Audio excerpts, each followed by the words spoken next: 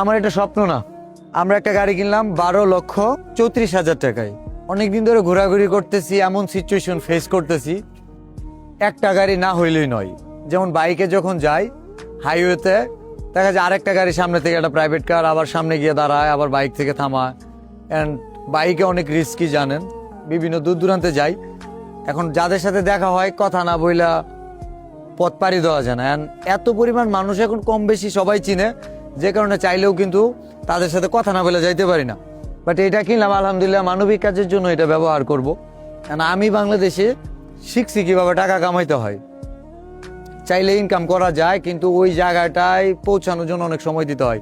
ভালোবাসার মানুষদের টাকা এটা। সোশ্যাল মিডিয়ার কল্যাণে বিল্লাল থেকে থটস অফ বিল্লাল হয়েছি, সাইকেল থেকে গাড়ি কিনছি, আপনাদের দোয়ায় এই গাড়ি আপনাদের। এটা আমি বলবো, আবার বলতেছি, এই টাকা আমার না।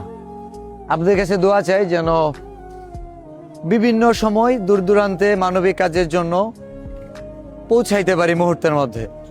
ভালো থাকবেন, আর আমার জন্য দোয়া করবেন।